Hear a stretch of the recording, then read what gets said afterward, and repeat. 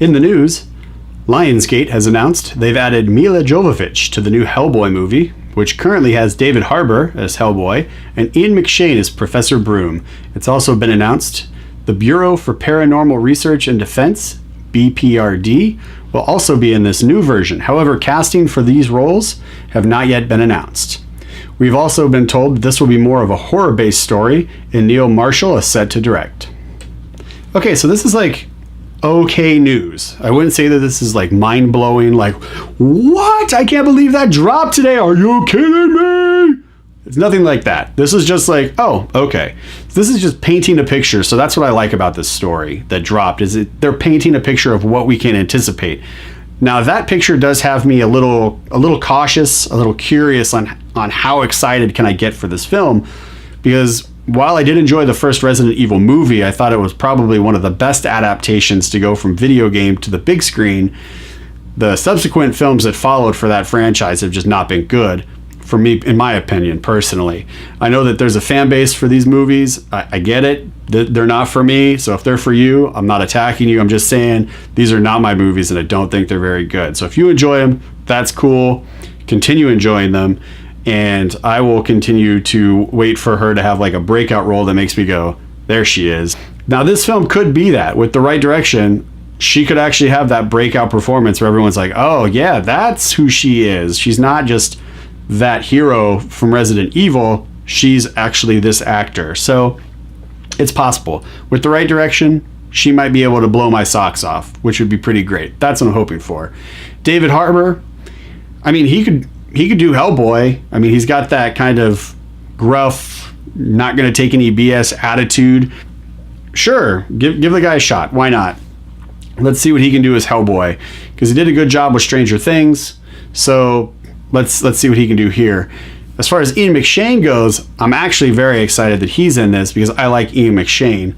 Now, he's a very talented actor, but he has had a curious body of work as an actor. I get it. That's how actors get paid, to act.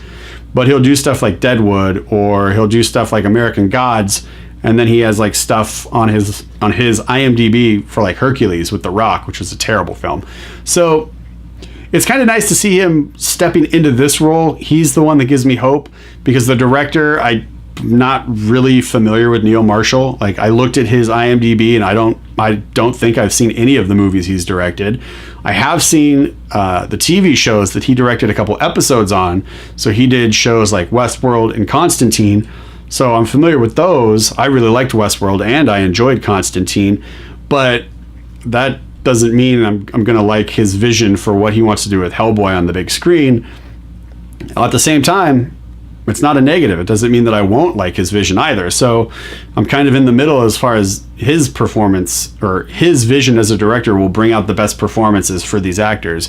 So we just kind of have to wait to see for that. And then hopefully it all comes together with the ancillary characters that they're going to be bringing in, because this story, or this world that Hellboy lives in, has some really cool characters that lend themselves to a lot of either practical makeup and effects or CGI, but done well. Either way, I'm on board. Just make it look good and then bring in the right actors to do these characters, because I enjoyed the first two Hellboy movies.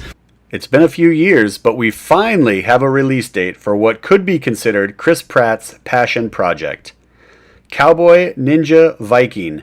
Pratt, who has been talking about this film for approximately 3 years, will be starring in this movie, which is set for release in June of 2018. If you aren't aware of this property, it's based on a graphic novel of the same name.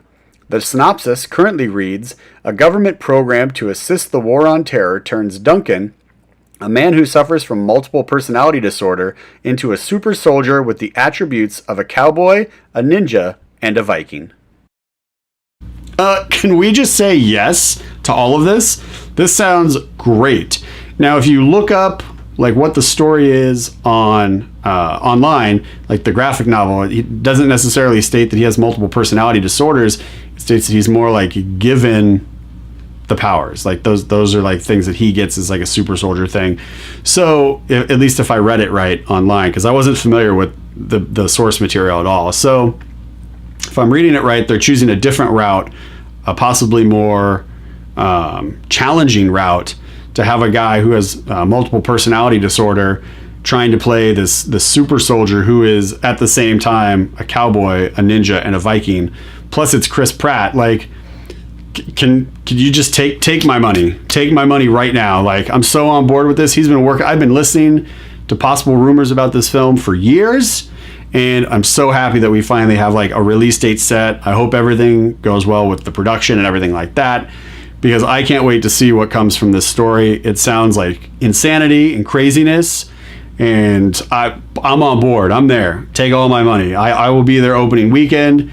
If you know and are familiar with this product, the Viking Cowboy Ninja, or Cowboy Ninja Viking, throw it in the comments below if you've read the graphic novel, and let us know what your thoughts are on the graphic novel, if it's something I should pick up.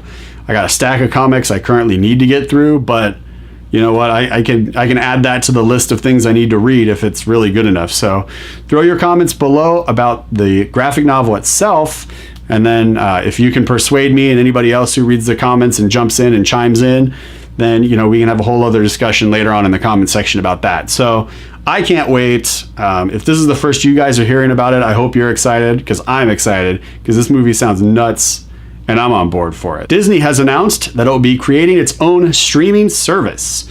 Early reports indicated that they will be pulling their content from Netflix. However, it's now appearing that certain properties might be staying. As more news about this new service develops, I'm sure we'll be discussing it here. So the initial report was they're going to come out with this whole new thing, and then that's it. Like, they're adios, Netflix, bon voyage. But then later on, like, as things started to work out with the contracts and everything else, with Disney trying to create it, it seems that there's going to be certain properties, not Netflix-owned properties, but certain properties that they're already in contract with. So stuff like Zootopia that's out right now.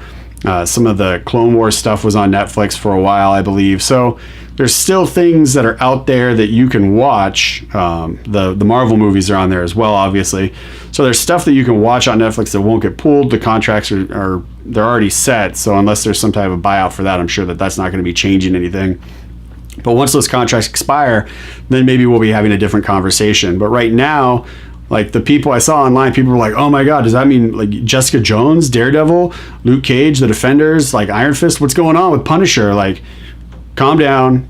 Netflix owns the rights to those characters. So those are Netflix original properties. So yes, even though they are Marvel characters and Marvel is owned by Disney, those characters, the rights to those characters, were purchased, or however you want to phrase it, by Netflix to use to make original content. So similar to how Fox has the X-Men, and they also have Fantastic Four, and Sony has Spider-Man. Yes, these are all Marvel properties, but each group has the rights to create these movies, TV shows, whatever the contracts state, as they will. So I don't think people need to freak out about, the Defenders and everything like that, because they still have the rights to create content for those characters. So I think we're fine there. But again, like I said, I don't know how long these contracts are, but once they expire or they get close to renewal, we may be having a different discussion. But right now, I'm not surprised that Disney wanted to do its own streaming service. Like, are you kidding me? Like, you look at how many movies Disney has made from forever till now. Like, it's crazy, the body of work that belongs to Disney. And it's not just Disney, it's live action Disney, going back to like movies like Bedknobs and Broomsticks, going back to the early Mary Poppins, going back to stuff like the early Disney animated films that, from Snow White all the way forward. Like, we're talking generations of films, and there's no collective place for you to go to just watch whenever you would like. It's almost a little perplexing that Disney has waited this long with the amount of content they will be able to provide in one service. Now there's some conversations happening online about like, well, oh my goodness, are they going to create like a Pixar channel? And then you have to do a monthly subscription for Disney animation, which is separate from Pixar. Well, what if it's like Disney classics, to where you're going back to like the Ugly Dachshund or something like that, like from like the 60s and 70s, like Herbie the Love Bug, like what the Apple Dumpling Gang, like what is going on with these movies? Like, I'm hoping, like most people, that Disney's just going to be like, hey, here's our service. You're going to have all of our content.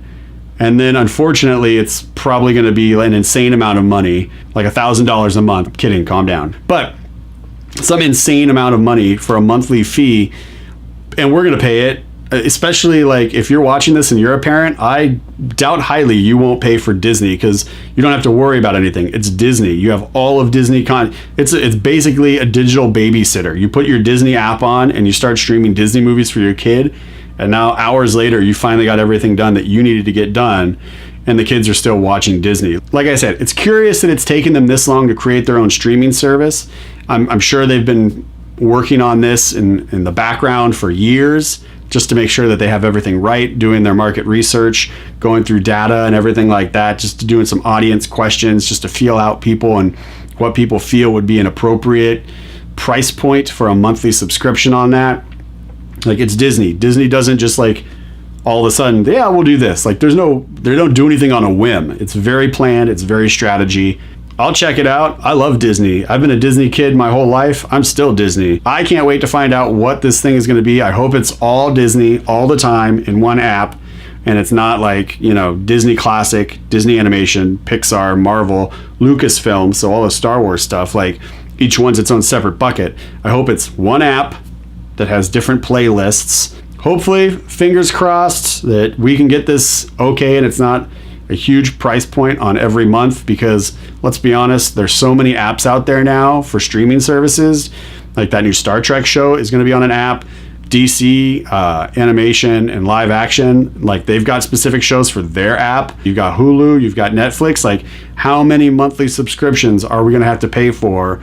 Like, it's going to get weird. It'll get weird before it gets comfortable. So that you can quote me on that. It'll get weird before it gets comfortable. That's the quote of this show. So if you have a different opinion, throw it in the comments below. Keep this conversation going throughout the week, and let's talk a little bit more about Disney. The Deadpool 2 marketing machine is up and running once again. New images dropped, giving us our first look at both Domino and Cable. For those of you unfamiliar with these characters, we'll take a very high-level view real quick. Domino is part of the X-Men universe, which is why Fox Studios is able to use her in this film. She's a mercenary who has a subconscious ability to turn situations favorably for her and unlucky for her opponent, thus making it seem like luck is always on her side. Cable, also part of the X-Men universe, is a time-traveling mutant super soldier with psychic powers of unknown limit, a partial cybernetic body that has a techno-organic virus within it, and he has a law degree. For more on these characters, please see the link in the show notes below. Alright, so I'm excited about these guys. I think they look great. Granted, they do not look like they do in the comics. That's fine. You know what? Change is the spice of life, so give me all the spices. Like, I'm down for this. Like, Domino looks dope. She's got that full-out hair. I'm digging it. They did the reverse on the dot on her eye. I think it looks great. Cable, Josh Brolin looks super dope as Cable. Like, dude is jacked. He looks menacing and terrifying. Like, this is not a guy who sees a lot of humor in life. And so for him to be paired against Deadpool, who's the most sarcastic and nonchalant anti-hero in the Marvel Universe, like, bring it. I can't wait to see this. Now, these first images obviously are just a glimpse as to kind of what the tone of the film is going to be. So take it with a grain of salt, right? Like, if you're just like, oh, no way, I don't like these images, cool, just take a breath and let's wait till we see some footage too, because we still haven't seen what they look like on screen, and they could look a little bit different, a little bit more refined, and a little bit more visually appealing on screen more than just in a photo. So try and keep an open mind. Don't freak out. If you're like me, though, you're excited to see the video footage because you're already liking what's being presented so far.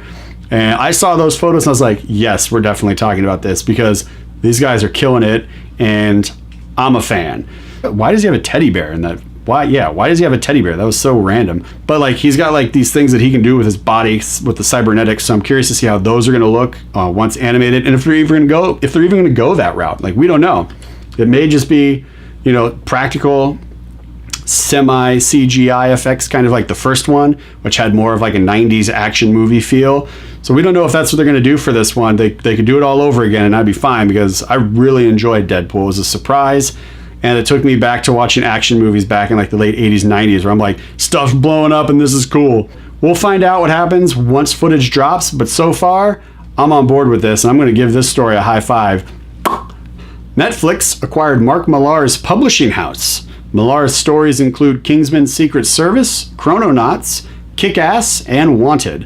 What Netflix has planned for this vast collection of popular stories, we will have to wait and see.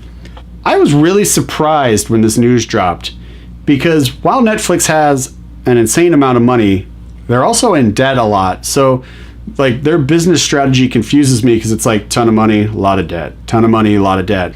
I don't have like a doctorate in money. What's going on over at Netflix and how they can have so much money and also be in so much debt. But for them to purchase this, I was like, okay, so it feels like they're telling me and us that they have an interest in building out their original content on Netflix.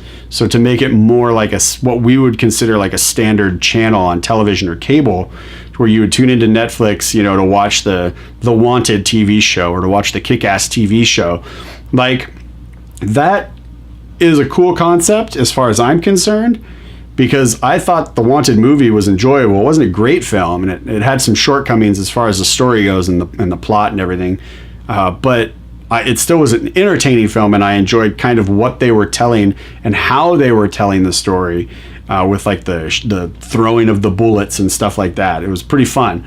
So I'm curious to see what Netflix could do with a body of work like that. Or once the Kingsman movies are done, like if they wanted to do a series of spy movies with the Kingsman, and yeah, that'd be cool. Like, I'm not familiar with Chrononauts. I feel like I should be, because a lot of people online are like, Chrononauts is the business. And I'm like, well, maybe I need to get into that business, because I haven't read it. So if you've read it, as always, throw it in the comments below and let me know your thoughts about Chrononauts, and if I should go down to my local comic book shop and pick up that, as well as everything else that I'm behind in with my weekly pool box. I think it's a great move for Netflix. These stories are good. Some of these stories are great, and Netflix really has done a decent to above average job with telling stories in long form, whether that form is 8 episodes, or whether that form is 13 episodes, or even 4 episodes with what they did for Castlevania. So I'm curious to see what happens. I'm curious to see what their first venture will be into Millar Publishing as far as their shows go. And I can't wait to see more. So yeah, I hope you guys are excited too. Let's move on. Variety reports that Woody Allen has cast Selena Gomez in his next film for Amazon Studios, which is currently untitled. She will be joining Timothée Chalamet and Elle Fanning. This will be the 3rd film Allen has directed for Amazon Studios. Link for the article is in the show notes below. Sure, why not? I like Woody Allen films, and I know Amazon Studios isn't just like Amazon Studios for Amazon Prime members. Like, if you go to the movies, you can see Amazon Studios. So I know that their movies are going into theaters. So I'm curious to see what happens. Selena Gomez, look, I'm 35. I don't know anything about Selena Gomez. All I know is people online either love her or they hate her. So I'm curious to see what can happen with Selena Gomez and what Woody Allen can bring out of her as an actor in his film. And hopefully it'll be good. I mean, I feel like this is probably the youngest cast Woody Allen has ever worked with. I could be wrong on that. If there's any fact checkers out there, go ahead and fact check me on that, and then throw it in the comments below and be like, yep, Jeremy, your feelings were right. This is definitely the youngest cast he's worked with, or nope, check this film out. And then I can go back and pick that movie up at like my local used bookstore and just grab that for a couple bucks, support local people. But yeah, like I feel like this is the youngest cast he's ever worked with, which is intriguing to me.